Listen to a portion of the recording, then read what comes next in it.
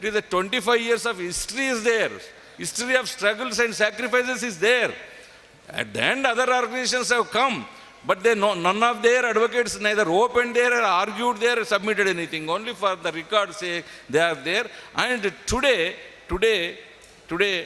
we have again, no other organization ever thought of that. I think that is a resolution in your resolutions part. We are thinking about pension security for the young employees who have come into the system. No other banking industry. We have filed already a case in Karnataka High Court and Kerala High Court for the pension parity to RRB employees, the old pension, restoration of old pension to RRB new employees. We have got about 70,000 new employees in RRB system. We are in the beginning, in the morning, I have seen all was full. All was full. More than 75%, 80% were young faces carrying their children and their family members. So we get a lot of inspiration, motivation looking at them. If all of you follow the same tradition of our unity, struggles and sacrifices, definitely the day will come, all the RRB employees will get the pension parity. Young employees also will get. Young employees, no other organization has got any agenda or any program or any struggle. AIRRBEA believes in that, as just now as all our comrades have spoken, and we will follow. We have a program. We are now present day. What our young employees want, their future has to be secured. Next 30, 35 years, their career has to be secured. And the banking industry has to be protected. Unless RRBs are protected, unless banking industry is protected, unless we participate in all the struggles along with our fellow comrades in other industries to save the public sector, first our prime duty is to save the industry from privatization threat, the IPO threat. Along with that, we want a promotion, better career path. We want parity in all aspects of allowances, benefits, and we want a post-retirement benefit and safety. And all this, we firmly believe, all these securities and safeties of our younger generation will be safeguarded with the formation of National Rural Bank. That is one more resolution. National Rural Bank alone, delinked from the sponsor banks. Who is our threat now? Who is our competitor now? Sponsor bank itself is our threat and competitor. Sponsor bank managements are itself our main colonial enemies to the RRB system. So if we get rid of the sponsor bank deputation system and sponsor bank system, we will be, if we are formed as a national rural bank, are we not viable? Can't we survive? They are making viable plans and survival. RRB system as a whole in the country, now 43 Grameen banks, about 22,000 branches. What is our business? What is our share of customer? We are serving 40 crore customers, comrades. No other banking in the country is doing that. 40 crore rural and real needy customers we are serving. And our business today is a latest March business. Your Tamil Nadu Grama Bank business is about 40,000 crore. You have earned about 500 crores of profit. When I called 2-3 days back to your chairman, he replied me, say, I'm in a meeting, in the board meeting, he said.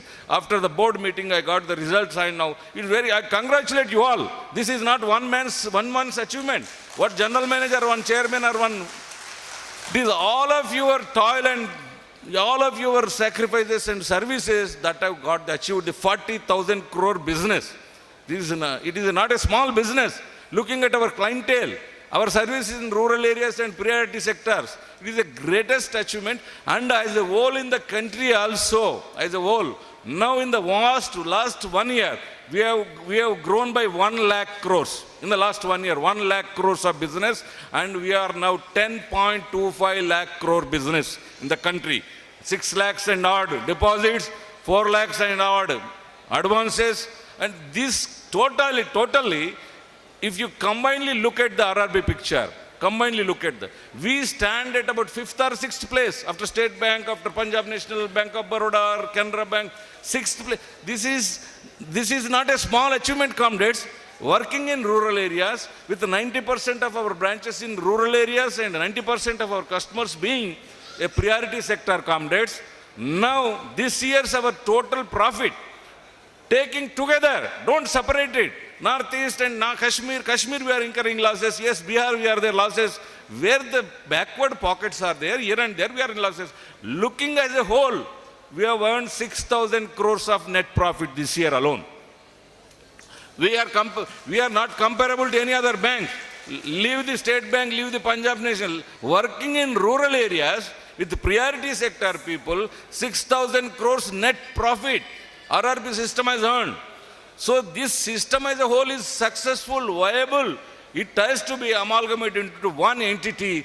There lies our RRB employees' future. Next 35 years, we can fight unitedly against the IPO privatization for full safety and security of the benefits. So with that in combination, simultaneously we have been taking up. You all know, you might be going through, our comrade was there, Tilipan is there, our website, our social media is regularly, you kindly watch regularly, the updates are being uploaded there regularly.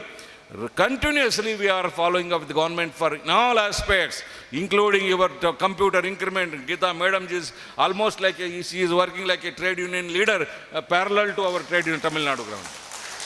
It is an history. It is an history we have quoted several times before government and NABARD.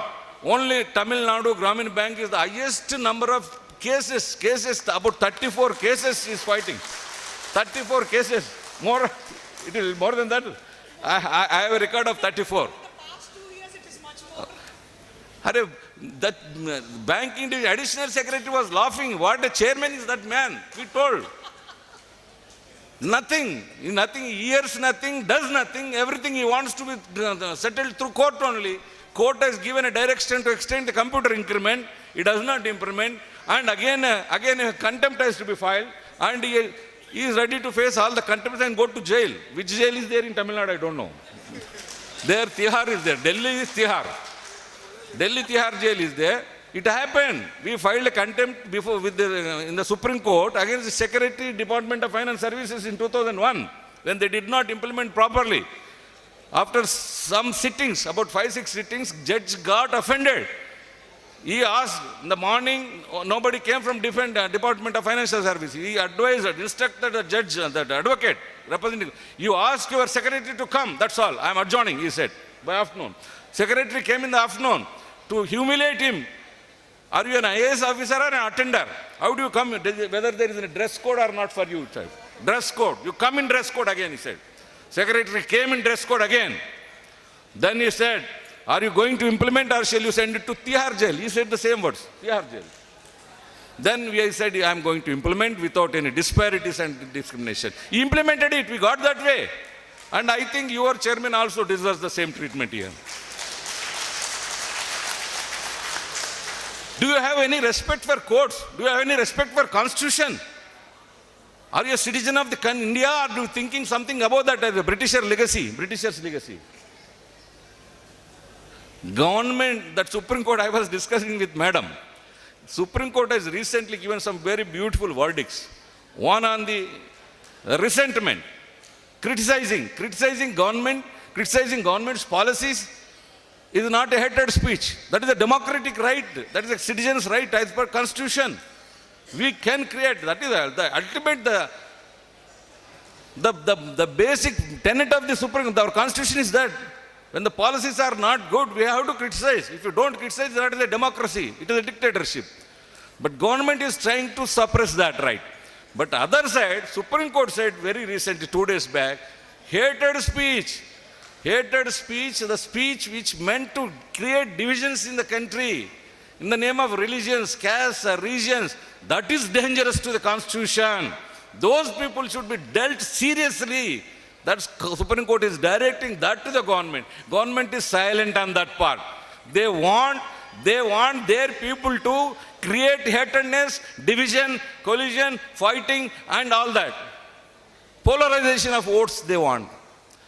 Other side, the same Supreme Court repeatedly telling the criticism is not an anti-national or anti-country activity. It is a fundamental basic nature, character of our constitution, our rights. So here also, if we don't criticize the wrong policies of the chairman, if we don't question him for the rights of the employees, we will be failing in our democratic right that you are rightly doing and facing lot of sacrifices. Our comrade Madhavraj, I was asking madam whether he got the gratuity or not. She said no, she's still fighting.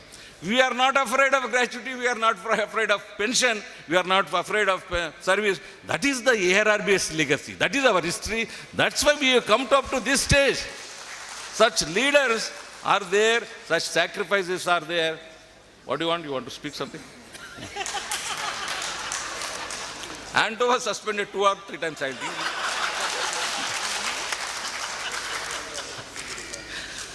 Suspended from the dais. But still is not deterred. So that's what we want to go ahead. And in the coming days also, we have a path. Very recently, we had 3 camps at Delhi. Comrade Su Venkateswar also. How beautiful he is writing letters, drafting letters minutely with all the, as if like an RRB employee, as if like a banking employee, going deep into the subject.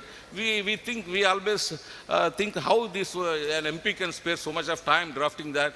We had one MP, Basudev Acharya. Most of our young generation may not be knowing. He's a 9 times MP.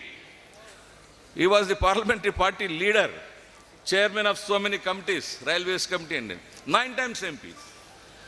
His wife works as an employee, as a teacher. He is only totally full-time dedicated to only struggle and fight. He attended all our meetings and all our dharnas. For 25 years, he was honorary member of AIRRBEA. If Comrade